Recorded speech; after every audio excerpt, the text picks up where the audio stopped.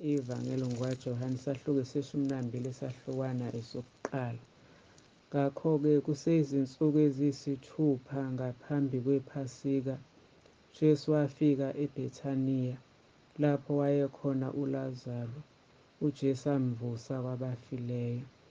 Base bemenzela ukudla khona. uMartha wayephaka, kepha uLazaro wayengomunye wababehlezi ekudleni naye. uMariya wayesethatha ilitra lamafutha enadi lodwa elinenani elikhulu, wagcoba izinyawo zikaJesu, wesula izinyawo zakhe ngezinwele zakhe. Indlu yagcwala iphunga lamafutha. Kepha uJuda Iskariyothi, omunye wabafundi bakhe obeza kumkhaphela, wathi, "Yini ukuba lawa mafutha engathengisanga ngawodanariyu abangama300 kwaphiwa abampofu na?" Washo lokhu kungokuba ekhathalele abampofu, kepha ngokuba eyisela, ephethe isikhwama eba okufakwa kuso.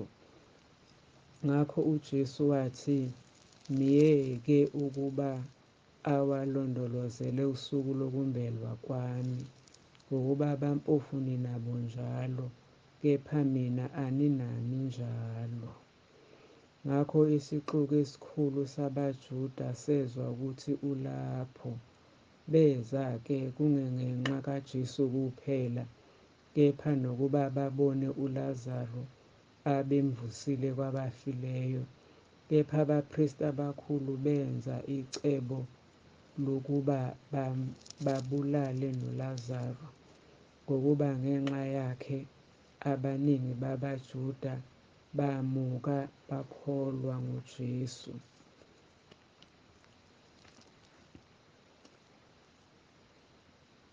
Ngangomusa abantu abaningi bafike emkhosini sebezwile ukuthi uJesu uyeza eJerusalema. Bathatha amahlamvu esundu, baphuma ukumhlangabeza, bamemeza bathi, "Hosiyana, ubusisiwe uzayo egameni leNkosi, yebo, iNkosi ka-Israyeli." UJesu esefumene imbongolo entsha wakhwela kuyo, njengokulotshiweyo ukuthi, "Ungesabi, ndodakazi yaseSiyoni. Bheka, iNkosi yakho iza ikhwele ethulini lembongolo." Lokho abafundi bakhe abakuqondanga ekuqaleni, kodwa esekhazimulisiwe uJesu, base bekhumbula ukuthi kulotshiwe lokho ngaye nokuthi babekwenzile lokho kuye. Ngakho safakaza isixuku esasinaye lapho ebiza uLazaro aphume ethuneni amvuse kwabafileyo. Ngenxa yalokho isixuku saya samhlangabeza, ngokuba sasesizwile ukuthi wayesenzile leso sibonakaliso. Ngakho abaFarisi bakhuluma bodwa, bathi, "Niyabona ukuthi anisizi lutho.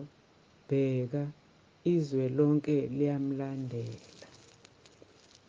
Kwakukhona amaGrikhi athile phakathi kwababenyuka ukuba bakhuleke emkhosini.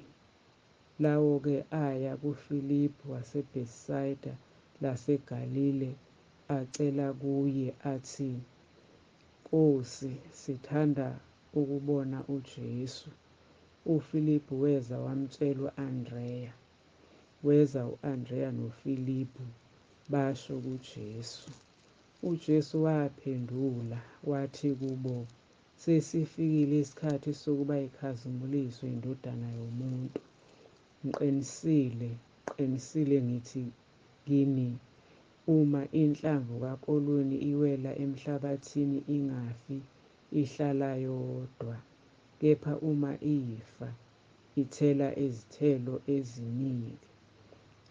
Lowo othanda ukuphila kwakhe ulahlekelwa yikho, nozonda ukuphila kwakhe kulelizwe uyakukulondela ukuphila okuphakade. Uma umuntu engikhonza akangilandele, nalapha ngikhona mina soba khona nesikhonzi sami. Uma umuntu engikhonza, uBaba uyakumazisa lowo. Kalokhu umphefumulo wami ulusizi, ngizakuthini na? Baba, ngisindise kulo mzuzu. Kodwa ngenxa yalokhu ngize kulo mzuzu, Baba, khazimulisa igama lakho. Kwase kufika izwi livela ezulwini lithi, ngilikhazimulisiwe, ngobuya ngilikhazimulise. Ngakho abantu ababimi bezwa bathi beliduma, abanye bathi ingelosi ikhulume kuye. UJesu waphendula wathi, lelizwi alizanga ngenxa yami, kepha ngenxa yenu. Kalokhu kungukwahlulelwa kwalelizwe. Kalokhu umbusi walelizwe uza kuxoshwa. Mina xa ngiphakanyiswa emhlabeni, ngiyakubadonsela kimi bonke. Lokho-ke wakusho efanekisa ukufa okumfanele afe ngakho. Ngakho isixuku samphendula sathi, sizwile emthethweni ukuthi uKristu uyakuma phakade.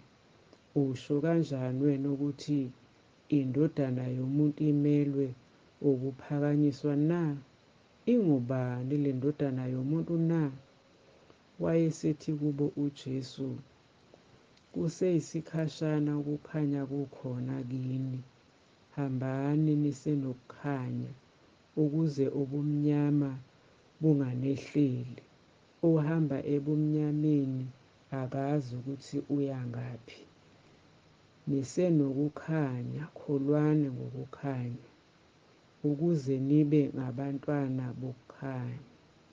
Washo lokho uJesu, wamuka wasithela kubo. Kepha noma ebenzile izibonakaliso ezingaka phambi kwabo, abakholwanga nguye, ukuba izwi lika-Isaya umprofethi ligcwaliseke, alikhuluma lokuthi, Nkosi, ubani owakholwa ukushumayela kwethu na? Ingalo yeNkosi yambulelwa bani na? Ngalokho babengekholwe, ngokuba u-Isaya washo futhi ukuthi, uphuphuthesekile amehlo abo, wayenza lukhuni inhliziyo yabo, funa babone ngamehlo, baqonde ngenhliziyo, baphenduke ngibaphulukise. Isaya wakusho lokho ngokuba ebona inkazimulo yakhe ekhuluma ngaye. Ngakho abaningi nasezikhulwini bakholwa nguye, kodwa ngenxa yabaFarisi abakuvumanga, funa bakhishwe esinagogeni, ngokuba babethanda udumo lwabantu kunodumo lukaNkulunkulu. Khona uJesu wamemeza wathi, okholwa yimi, kakholwa yimi, kepha ngongithumileyo. Obona mina, ubona ongithumileyo. Ngize ezweni ngingukukhanya, ukuba yilowo nalowo okholwa yimi angahlali ebumnyameni. Uma umuntu ezwa amazwi ami engawalondi, lowo angimahluleli mina, ngokuba angizanga ukuba ngahlulele izwe, kepha ukuba ngisindise izwe.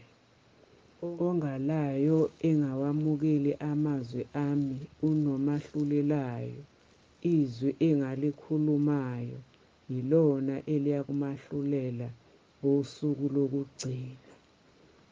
Ngokuba mina angikhulumanga ngokwami, kodwa uBaba ongithumileyo nguye onginike umyalo wokuba ngizakuthini, ngikhulumeni.